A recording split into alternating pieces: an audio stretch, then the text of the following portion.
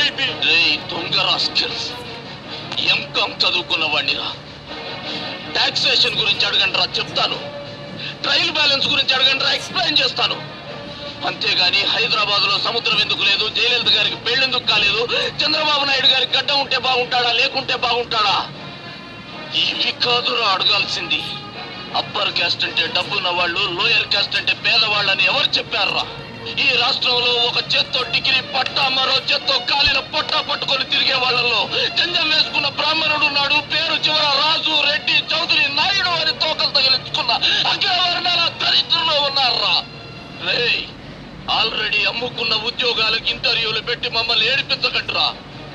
ఉద్యోగం వస్తుందన్న ఆశతో ఈ బట్టల ఇస్త్రీకి 3 రూపాయలు, బస్ ఛార్జీకి 5 రూపాయలు, అప్లికేషన్ కి 10 రూపాయలు అప్పు చేసి ఇంటర్వ్యూకి వస్తావరా?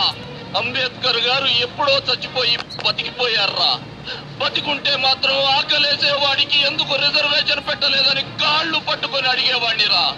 లేదా అయ్యా అంబేద్కర్ గారు అప్పర్ కాస్ట్ లో పుట్టి అడుక్కుతుంటున్న దౌర్భాగ్యులం మేము, మమ్మల్ని కూడా ఏదో ఒక రిజర్వేషన్ లో తోసేయమని కాళ్ళు పట్టుకొని ప్రాధేయపడేవాడినిరా.